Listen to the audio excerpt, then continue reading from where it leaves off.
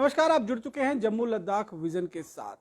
अफगानिस्तान में तालिबान का कब्जा अब लगभग पूरी तरह से हो चुका है, लेकिन सवाल यह है कि इस बार जिस तरह से तालिबान ने अपना शुरुआती रुख दिखाया है, किसी तरीके का वायलेंस वहां पर देखने को नहीं मिल रहा है। तो सवाल यह खड़ा हो रहा है कि क्या मौजूदा तालिबान में बदलाव आया है और उसके रुख में नरमी आई है, क्योंकि पहले का जो तालिबान 20 साल पहले का जो तालिबान था वो बहुत क्रूर था और बहुत आत्मघाती था।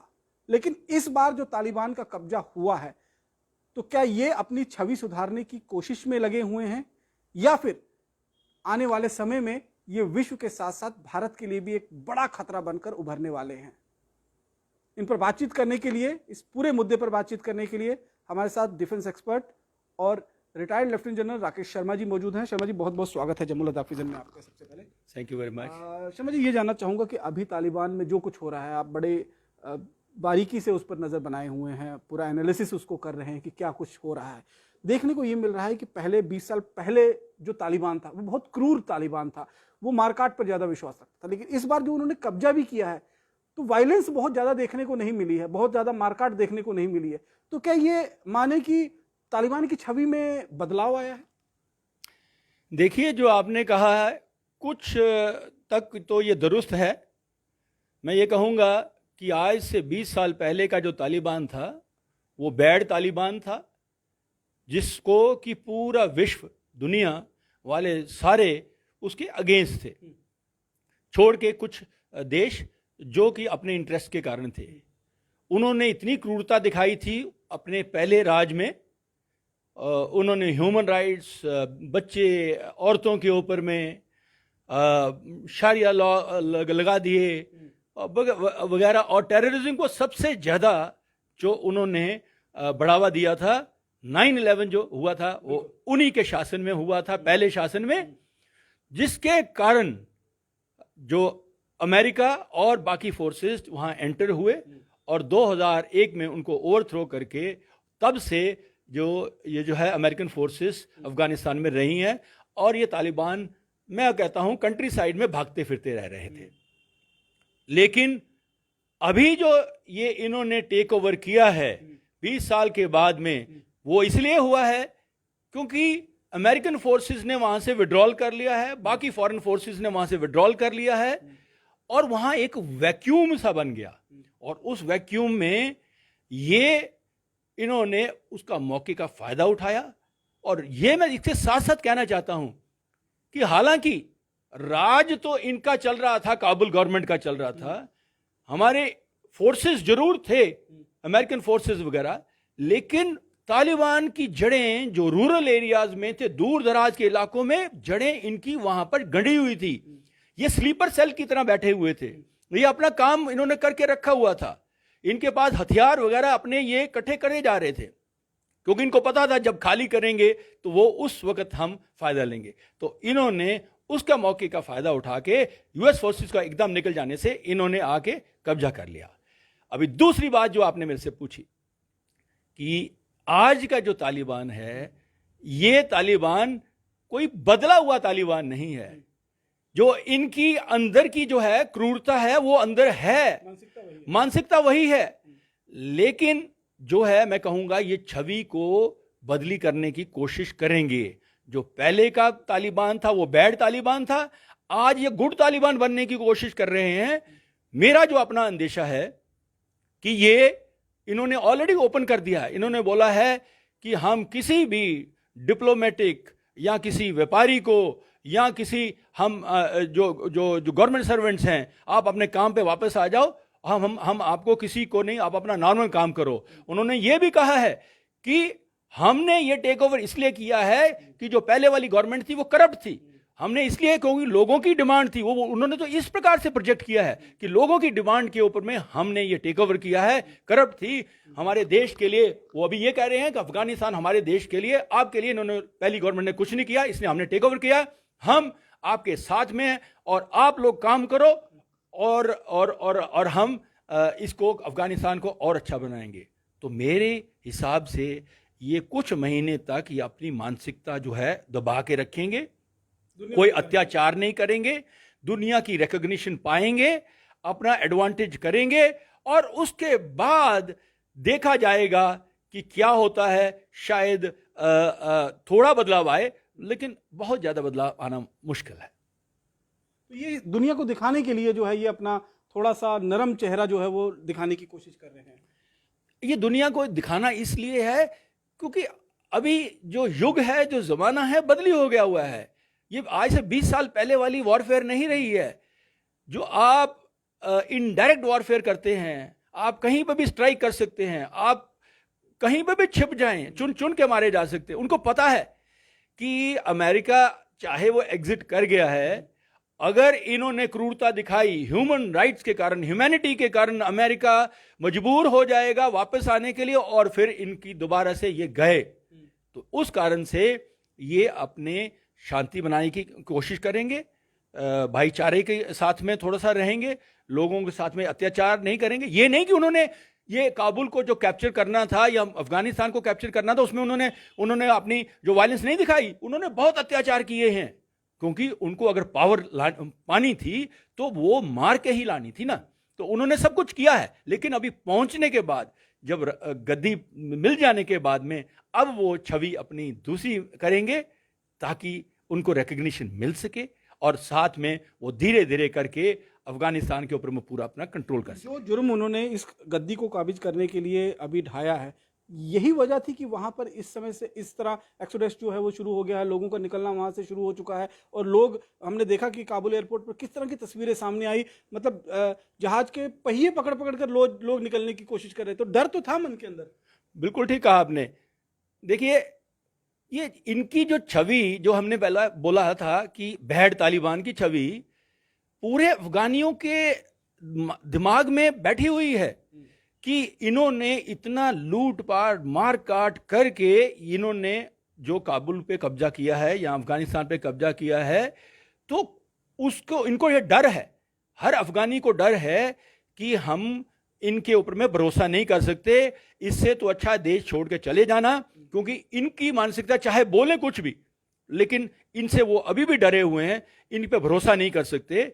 इसीलिए आपने एक्सोडस जो देखा वो सारा इस कारण से। तो वो वही बात हमारी चल रही है कि जब तक वो भरोसा नहीं जगाएंगे तो लोग वहां के इनके साथ में नहीं होंगे और वहां पर मुश्किल होगी। तो भरोसा इन्होंने जीतना है, वही कारण है ये गुड बनने की कोशिश करेंगे। अब अगर हम बात करें भारत के दृष्टिकोण से, तो भारत के दृष्टिकोण से अगर अफगानिस्तान में जो सत्ता परिवर्तन हुआ है, तालिबान जिस तरह से काबिज हुआ है, तो भारत को इस सत्ता परिवर्तन से क्या क्या खतरे जो हैं वो बने हुए हैं, क्या नुकसान होने वाला है आने वाले समय में? देखिए, मैं सोचता हूं तालिबान का वापस आना हमको पुराने 20 साल पहले की यादें ताज़ा कर देता है, जबकि हमारा इंडियन एयरलाइंस एयरक्राफ्ट वहाँ पर हाईजैक करके गया था कांधार पे।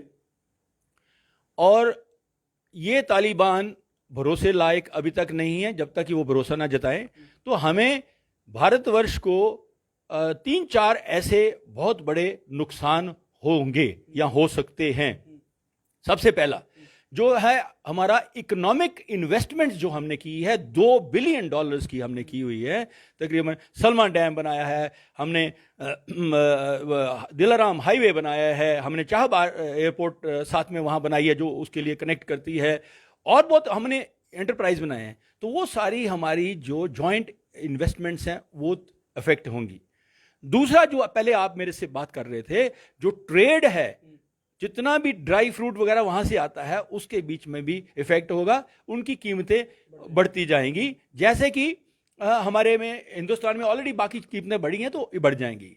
ये तो सिर्फ हुआ पहला इकोनॉमिक। दूसरा, इससे भी बड़ा जो इफेक्ट होने वाला है हमको, वो हमें स्ट्रेटेजिक लॉस होने वाला है।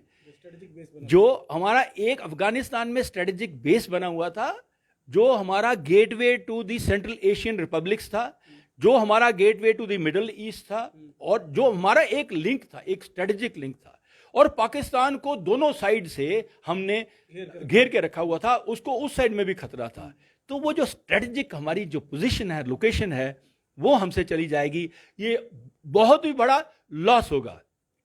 और तीसरा, जो एक और त्राहिमाम शायद आ सकता है या त्रासदी आ सकती है, वो प्रॉब्लम ये है कि जो ड्रग ट्रेड जो बिल्कुल कम हो गया था जबकि इनकी काबुल में गवर्नमेंट थी, तो ज़्यादातर कल्टीवेशन थी जो तालिबानी करते थे, क्योंकि उनका पैसा वो हथियार वगैरह के लिए करते थे, तो वो बंद हो चुकी थी।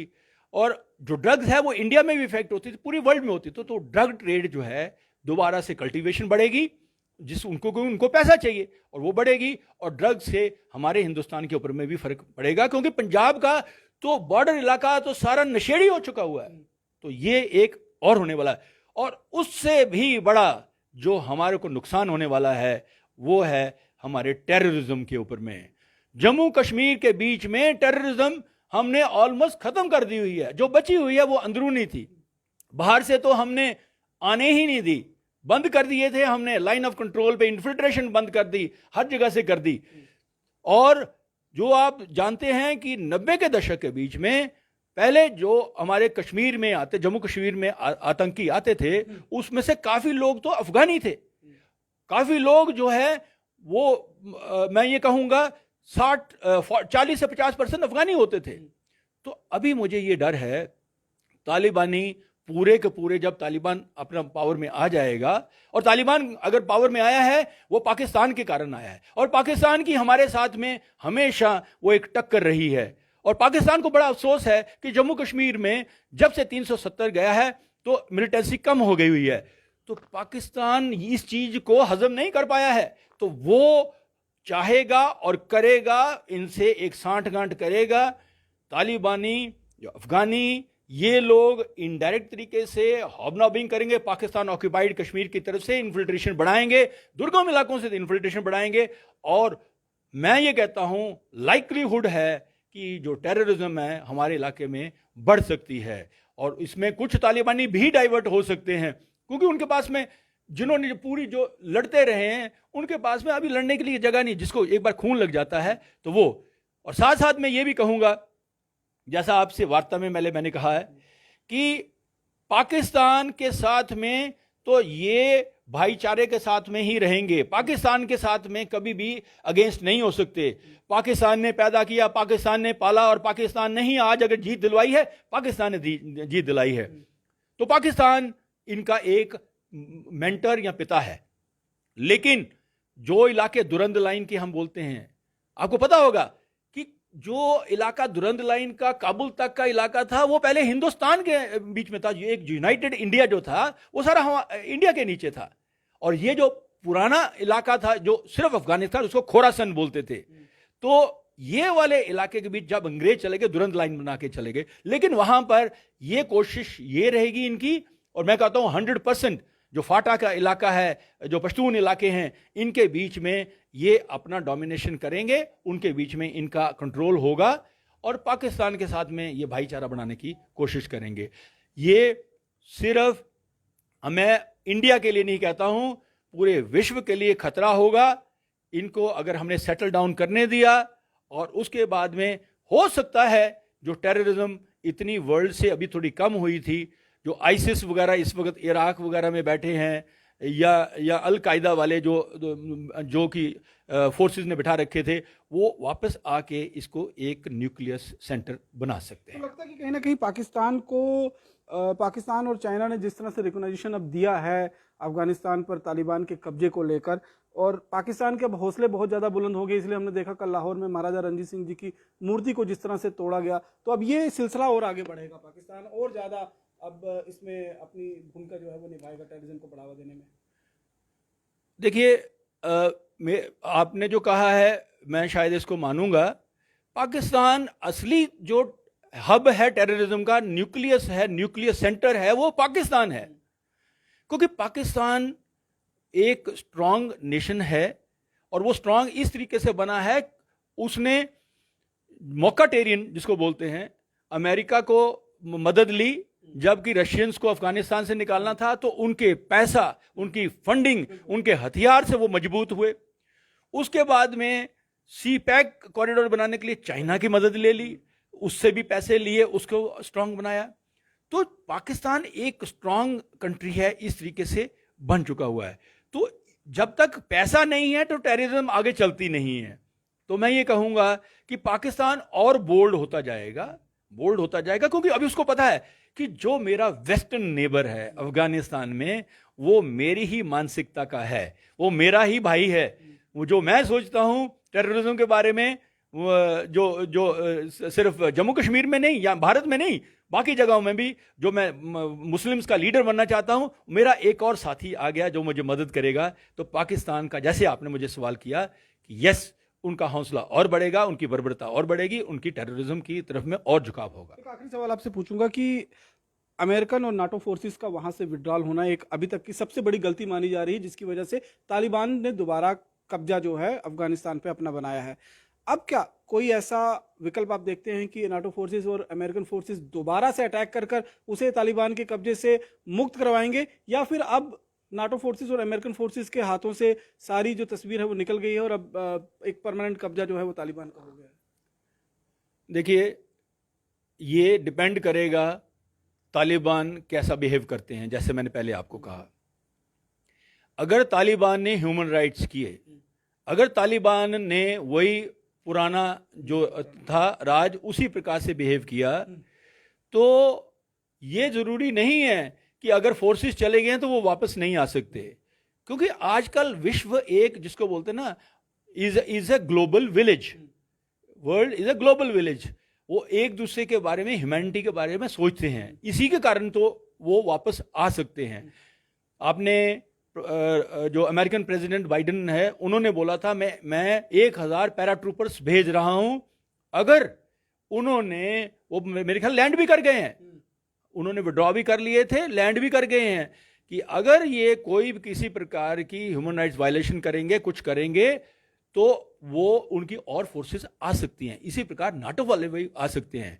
तो ये सब डिपेंड करेगा कि कैसा तालिबान बिहेव करता है।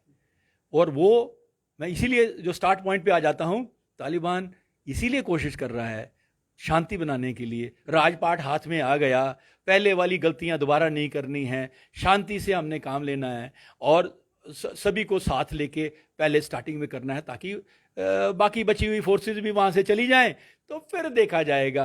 क्योंकि फिर बाद में तो अंदर आने के लिए किसी को भी अंदर आना होगा तो बड़ा मुश्किल होगा। तो ये आप मानते हैं कि नाटो फोर्सेस और अमेरिकन फोर्सेस का विड्रॉल होना एक सबसे बड़ा की पॉइंट था जिसकी वजह से तालिबान दोबारा कब्जा हुआ? Absolutely right.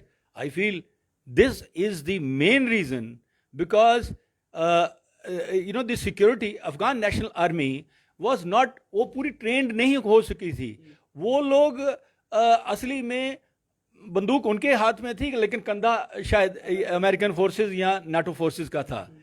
तो वो जब स्ट्रांग नहीं हो सकी थी, तो उसके कारण से जैसे ही अमेरिकन फोर्सेस ने, नाटो फोर्सेस ने विड्रॉ किया, तो यहां पर थोड़ा दिन लड़ने के बाद में उनको पता लगा, क्योंकि जो तालिबानी हैं वो तो ग्राउंड फाइटर हैं, वो तो कबीले वाले हैं, वो गुरिल्ला वारफेयर के बड़े बड़े स्ट्रांग लोग हैं, और उनको वो एडम नहीं चाहिए होता। वो तो अपने एक झोले के बीच में बैठे अपना सारा खाना भी, बंदूक भी, सब कुछ एम्युनिशन लेके चलते हैं। तो वो लोग जो है टफ सोल्जर्स हैं, मानसिक और फिजिकल फिट, जो बोलते हैं, दोनों तरीके फिट सोल्जर हैं। तो उन्होंने एक वैक्यूम जब देखा, तो मेन कारण जो अमेरिकन और नाटो फोर्सेस का विड्रॉल था, अफगान नेशनल आर्मी जो कि कैपेबल नहीं थी, उस वैक्यूम के कारण इन्होंने, जो अमेरिका ने बोला था कि 90 दिन तक ये काबुल को कब्जा करेंगे, 90 दिन तो क्या इन्होंने, तो मैं तो बोलता हूं 10 दिन में ही कर लिया, जो 90 दिन का बोला हुआ था। वो इसी कारण से हुआ जो आपने मुझसे पूछा, क्योंकि ये फोर्सेस एकदम 2500 फोर्सेस जब अमेरिका के चले गए, तो उस कारण से ये कोलैप्स हुआ। और अभी जिस तरह से हमने एक जो बाइडेन जो राष्ट्रपति हैं अमेरिका के, उनका एक बयान भी सुन रहा था कि वो जस्टिफाई कर रहे थे कि अमेरिकन फोर्सेस को वापस बुलाना किस तरह से जस्टिफाई, वो एक किस्म का वर्ल्ड को कहीं ना कहीं जस्टिफिकेशन दे रहे थे। तो उनको भी कहीं ना कहीं फील हो रहा होगा इस समय कि ये एक बड़ा ब्लंडर जो है वो उनकी सरकार की तरफ से या फिर अमेरिकन गवर्नमेंट की तरफ से हुआ है, जो भी उस समय राष्ट्रपति थे। हाँ, मैं ये कहूँगा कि देखिए, अफगानिस्तान एक ऐसा देश है जिस पे कोई बाहर वाला राज नहीं कर सका है। अगर उनके अपने किंग, चाहे जाहिर शाह था, दाऊद था, जो थे, वो चाहे उनके राजा जरूर थे, लेकिन उनका कंट्रोल पूरे अफगानिस्तान पे नहीं रहता था। ये कबीले, ये जो वॉरलॉर्ड्स वगैरह थे, ये उनका राज चलता था हर जगह के बीच में। तो इनको बाहर वाला कभी नहीं कंट्रोल कर सका, कभी भी आके राज नहीं कर सका। रशिया ने आके कोशिश की थी, रहे थोड़े साल, मुजाहिदीन ने मार मार के उनको बाहर भगा दिया। इसी प्रकार से अमेरिकन आए और उनको भी मार के बाहर निकाल दिया। तो मैं अगर ये जानना चाहूंगा कि भारत पर जो संकट मंडरा रहा है उससे निपटने के लिए क्या कुछ तैयारी की जरूरत पड़ेगी? हमें 2 लेवल के ऊपर में तैयारी की जरूरत पड़ेगी। पहला लेवल तो ये है कि हमें बिल्कुल एक वेट एंड वॉच पॉलिसी करनी पड़ेगी, फोकस रहना पड़ेगा, बैलेंस देखना पड़ेगा कि ये तालिबान गवर्नमेंट क्या कर रही है, क्योंकि हमें एक एडवांटेज जो लूज हो चुकी है हमारी स्ट्रेटेजिक, वो चली गई है। हमने उसको रिगेन कैसे, क्या हम उनसे बात करें तालिबान से या ना करें, क्या हम किस तरीके से जो हमारी ऑफसेट हो चुका उसको वो करें, पहला वो हमें चुकन्ना रहना पड़ेगा, हमें तैयारी करनी पड़ेगी उसकी। और नेबरहुड को और जीतना पड़ेगा। Neighbourhood means Iran, all these places, हमारी ऑलरेडी सेंट्रल एशियन रिपब्लिक के साथ में बहुत अच्छी है। दूसरा, हमें ये तैयारी करनी पड़ेगी कि जो मिलिटेंसी है कश्मीर के बीच में जो भी कंट्रोल में आ रखी है, हमें और डबल चौकन्ना होकर रहना पड़ेगा, इन्फिल्ट्रेशन को रोकना पड़ेगा, इंटेलिजेंस को बहुत ज्यादा बढ़ाना पड़ेगा। पहले देखना पड़ेगा इससे कि पहले वो इन्फिल्ट्रेट करें, हमको अगर जरूरत पड़े जैसे हमने पहले किया था तो अंदर भी अगर पीओके तो हमारा है, हमारा उसके अंदर अगर स्ट्राइक भी करना पड़े, वर्ल्ड को, कम्युनिटी को हम जस्टिफाई करेंगे कि ये लोग हमारी आगे डिस्टेबलाइज करना चाहते थे। तो वो तैयारियां जो आप मेरे से पूछ रहे हो, वो तैयारियां इंटेलिजेंस के थ्रू हमको करनी पड़ेंगी। और एक जो हमने स्ट्रांग पॉलिटिकल विल पहले बनाया था, पहले बालाकोट जो स्ट्राइक किया था, अगर हमें पता लगता है कि हमारी मिलिटेंसी के बीच में ये डिस्टेबलाइज करने वाले हैं, अगर स्ट्राइक करने की जरूरत पड़े, पहले से हमें ऑप्शंस बना के रखने चाहिए। बहुत बहुत शुक्रिया सर हमसे बातचीत करने के लिए। तो ये थे डिफेंस एक्सपर्ट और retired lieutenant general Rakesh Sharma ji, जिन्होंने साफ तौर पर कहा कि अफगानिस्तान पर तालिबान का कब्जे से भारत को निश्चित रूप में नुकसान हुआ है, चाहे वो इकोनॉमिक स्तर पर देखें, चाहे वो राजनीतिक स्तर पर देखें, चाहे मिलिट्री बेस के स्तर पर देखें, वो नुकसान जरूर हुआ है। लेकिन अब नुकसान तो भारत ने झेल लिया है, अब आगे आने वाला समय जो होगा वो खतरों से भरा रहेगा और तालिबान के जरिए पाकिस्तान, जैश ए मोहम्मद, लश्कर तैयबा और हिजबुल मुजाहिदीन जैसे संगठन कश्मीर घाटी में आतंकवाद को और बढ़ावा देने की कोशिश करेंगे और उसके लिए हमें सजग और तैयार रहना पड़ेगा। बाकी की अन्य खबरों के लिए जुड़े रहें जम्मू लद्दाख विजन के साथ। नमस्कार।